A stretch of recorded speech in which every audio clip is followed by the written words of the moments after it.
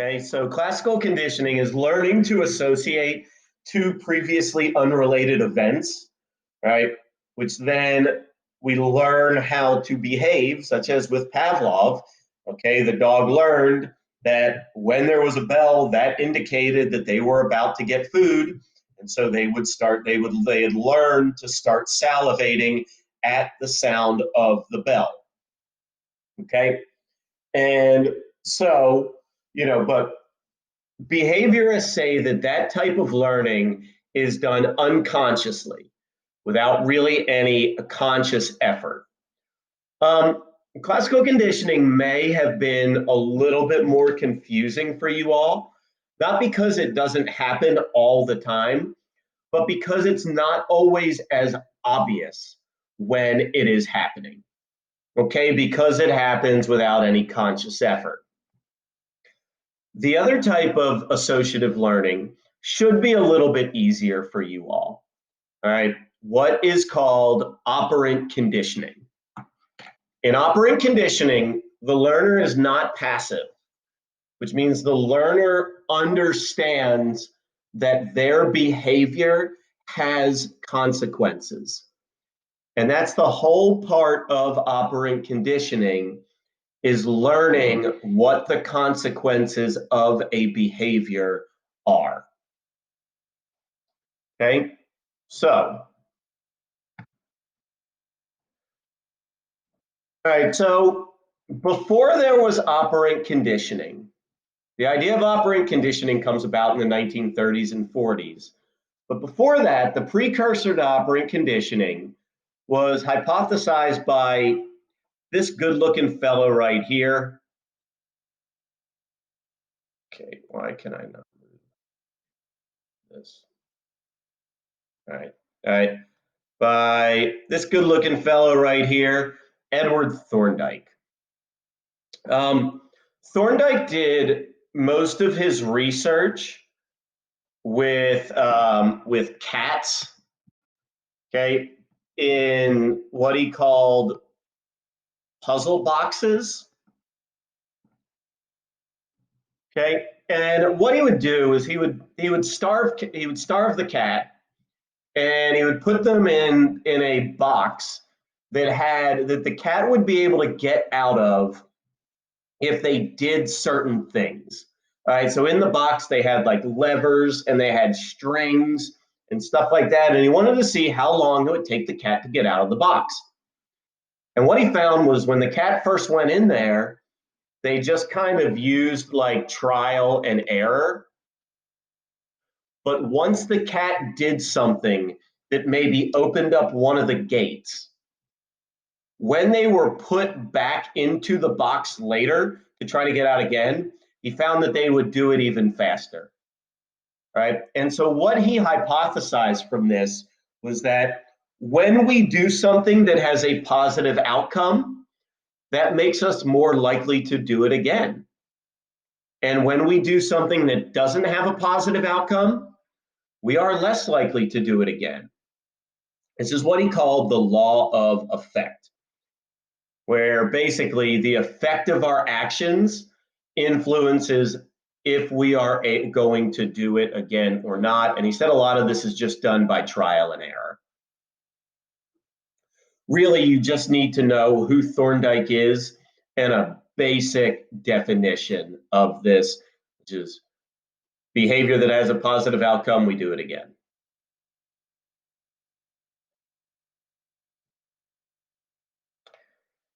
Right?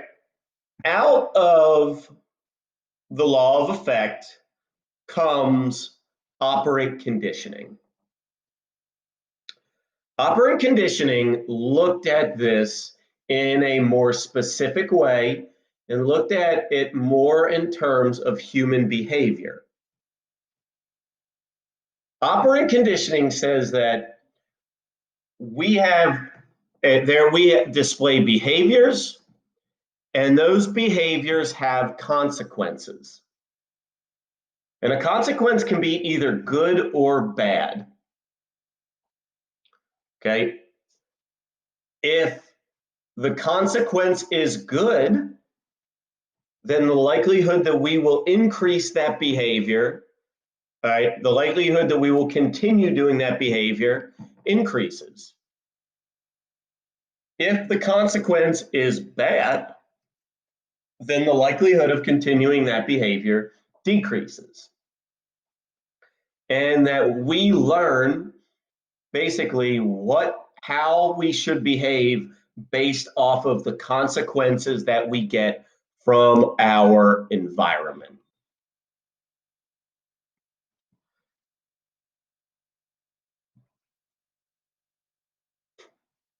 Okay. Consequences that we get from our environment. And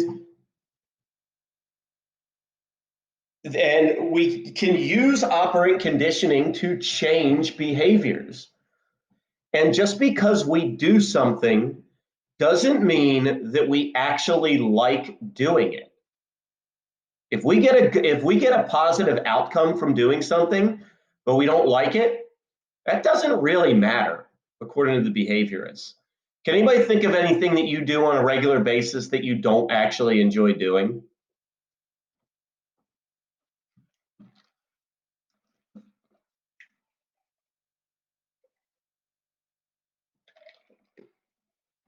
School. All right. Most of you all probably don't love school, or you don't love parts of school, right? Why do you go to school? Why do you go to school every day?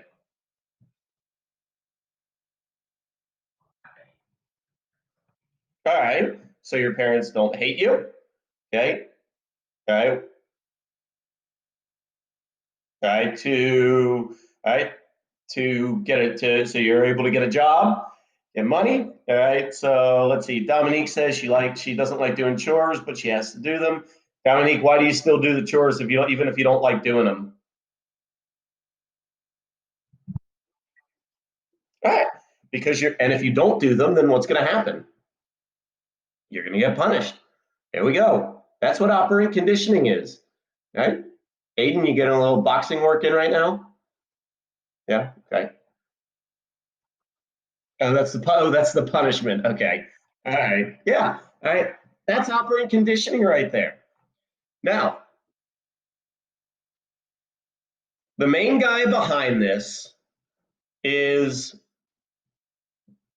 this awesome guy right here named B.F. Skinner, Burris Frederick Skinner, or Big Forehead Skinner. Okay. All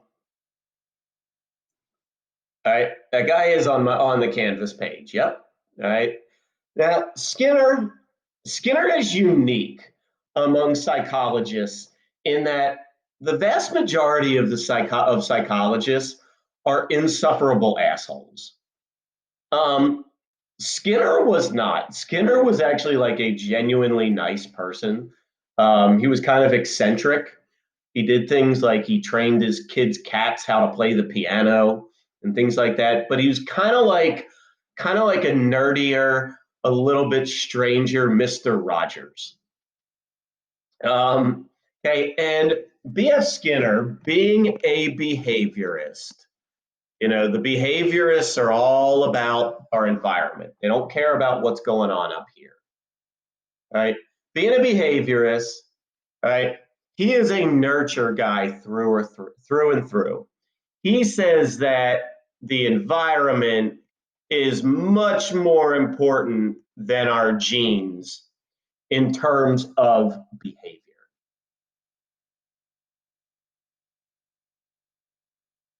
Because of this, Skinner does not believe in free will, or he didn't believe in free will.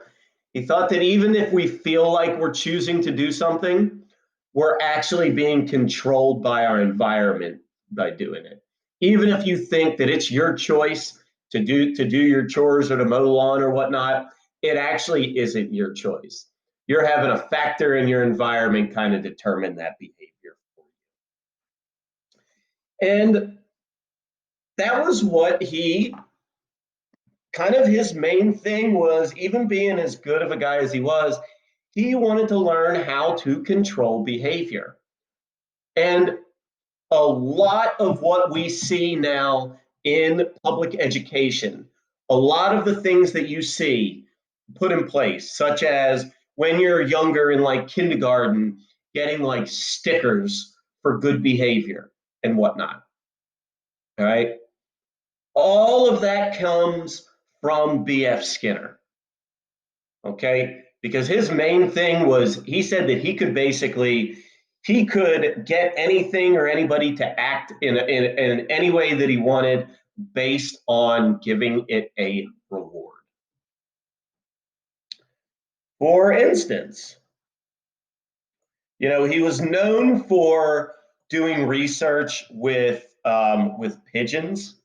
He used pigeons a lot because pigeons are really smart and they are really good at recognizing patterns. But for instance, through the use of reward, through the use of food, he was able to teach these pigeons right here how to play what he called ping pong. Okay, so here, show you that.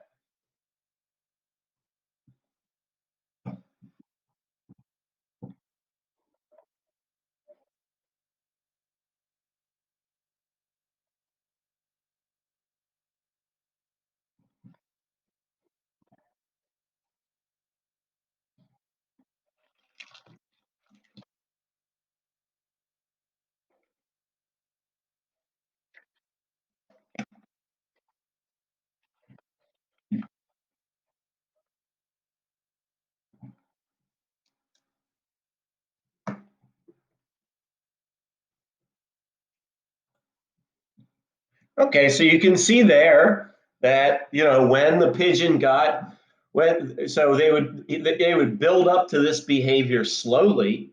When the pigeons learned that when they got it past their opponent on the other side, um, they would get some food, right? And so that shapes their behavior. To do this, he designed an apparatus called a Skinner box, or a reinforcement chamber, or an operant chamber. And through the use of these, he was kind of able to condition specifically rats and pigeons, kind of whatever behavior he wanted them to do, whether it's just pressing down on a lever or teaching them how to play ping pong, or as you'll see in this next clip, teaching pigeons how to read. Okay. And so basically, what this was just a box that, through the use of reinforcement, he would get animals to kind of slowly work their way towards whatever behavior he wanted the animal to display using this Skinner box contraption. So here's an example.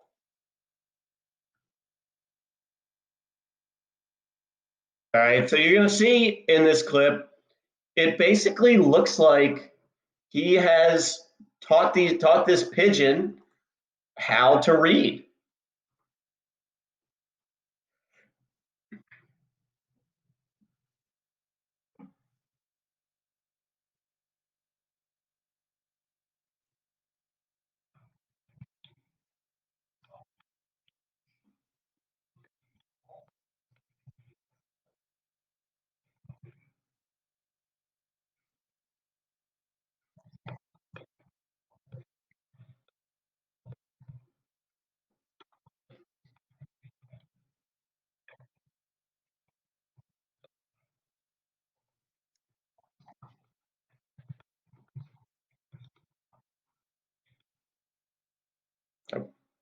Okay.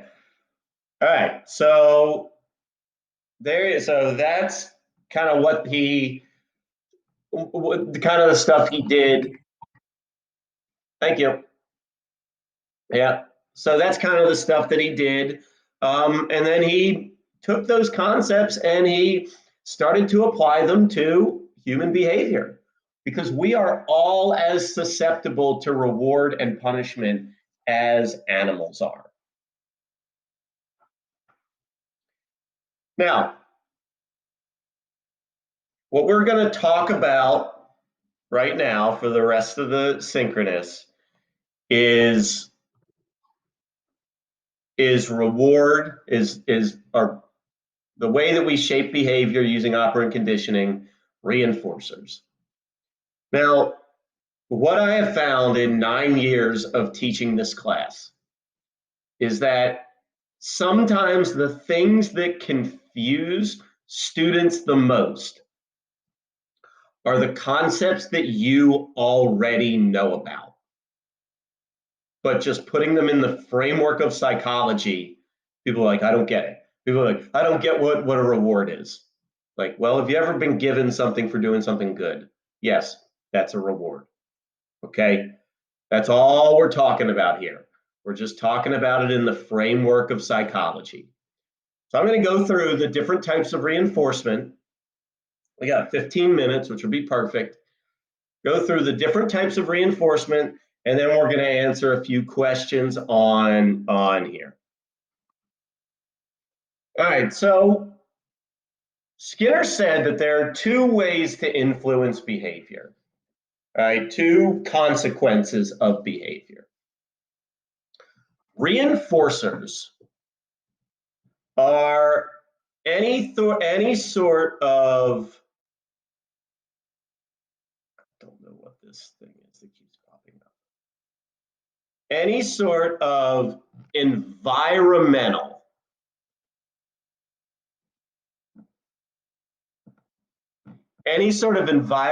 factor that serves to either increase a behavior or maintain a certain behavior.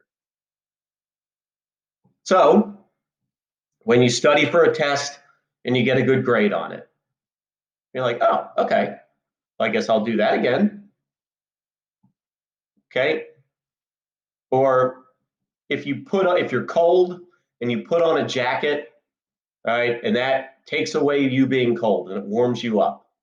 You're like, oh, okay, all right, that was a good decision there. All right, that's what a reinforcer is.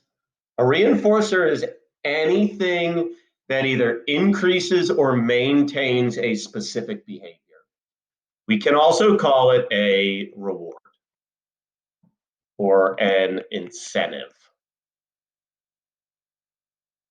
And sorry, this thing was writing perfectly fine earlier today, and it's not anymore. Now, I think the thing that screws people up the most in this unit is the terms positive and negative.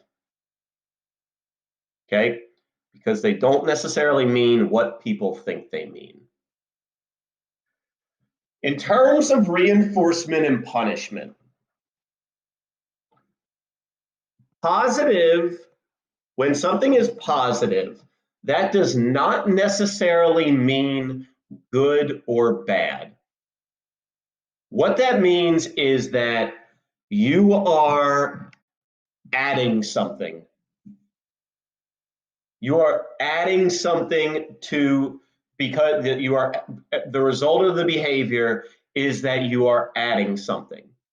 Now, with positive reinforcement, that would mean that we are adding something good, adding something to the scenario that you like. Okay? So for instance, the stickers or whatever, what did you all use in like kindergarten? Did you do like stickers?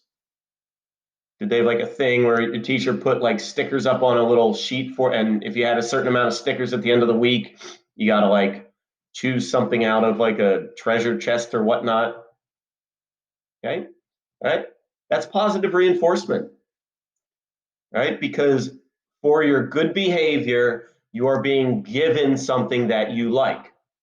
Positive, the addition of something. Reinforcement, the addition of something good to increase or maintain a behavior. Okay? It can be something as simple as me saying, and me saying, Olivia, great job. Okay? Just simple praise. is positive reinforcement. Okay. Can anybody think of another example of positive reinforcement? That one should be pretty easy.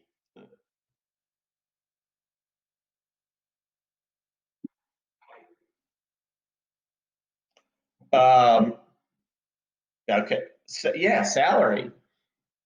Okay. All right. If you're promised, for animals, being given food for displaying a behavior, and for humans too, but given food for displaying a behavior. Um, yeah. If you get a question right, you get candy. Okay. Right. Anybody else think of an example?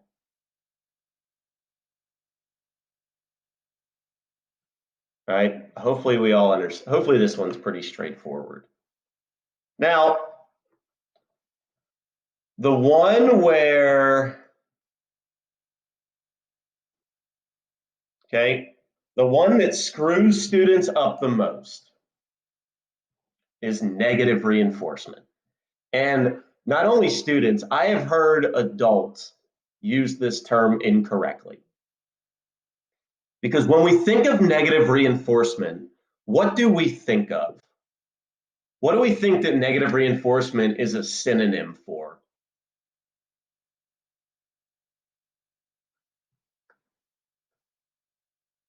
A bad consequence. All right, we think of negative reinforcement as being a synonym for punishment. It is not. It's reinforcement. In terms of this, as we said, positive and negative don't mean good or bad. Just like with correlation, they don't mean good or bad. What negative means is taking something away. Now, if it's negative reinforcement, right, it's still reinforcement. So it would be the removal of something. Why is my pen stop? Oh, the heck.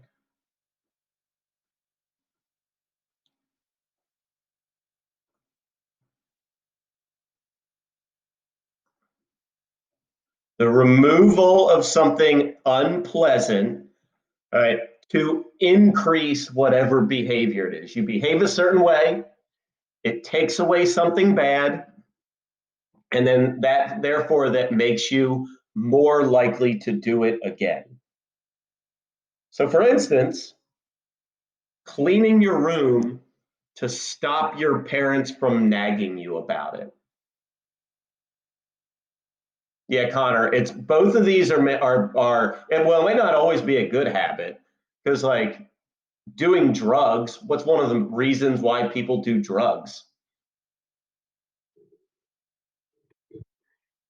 All right, maybe it reduces pain. Okay, why else? All right, might just feel good. Okay.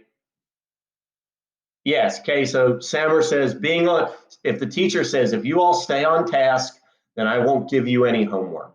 That's negative reinforcement. Okay. Okay. That's negative reinforcement because it's reinforcing the behavior of staying on task to avoid something unpleasant, which is having homework. Cleaning your room to stop your mom from nagging you about cleaning your room. What's the behavior that's being reinforced there?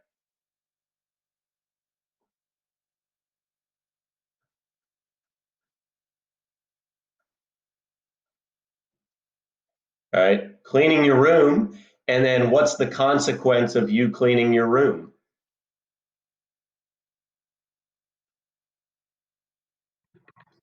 Yeah, it stops the, okay, so that's negatively reinforced. The behavior, you clean your room, you're like, oh, shit, not being bugged anymore. Makes it more likely for you to clean your room next time. Um, Faking sick to avoid school. Okay, what's the negative? What's the unpleasant stimulus that's being taken away there?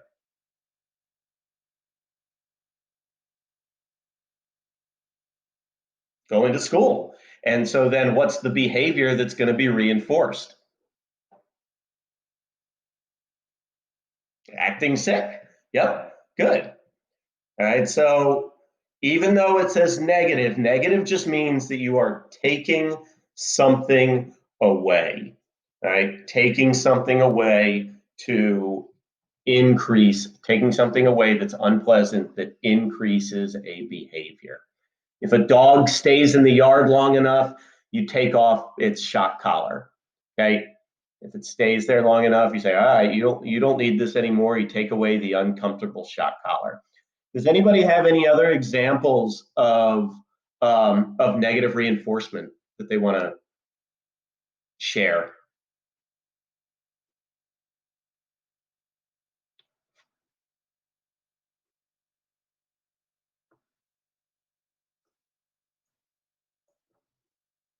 Okay. Not sneaking out at night.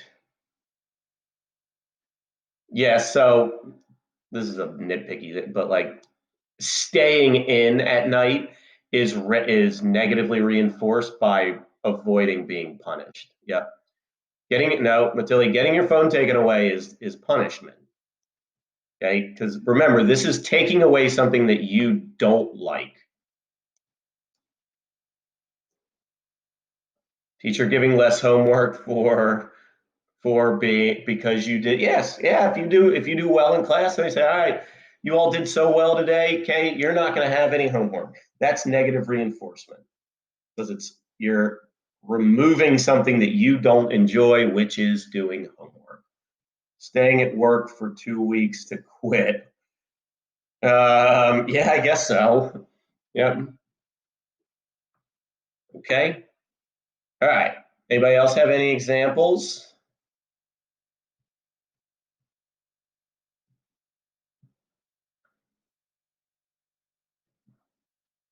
Okay. All right. Let's see.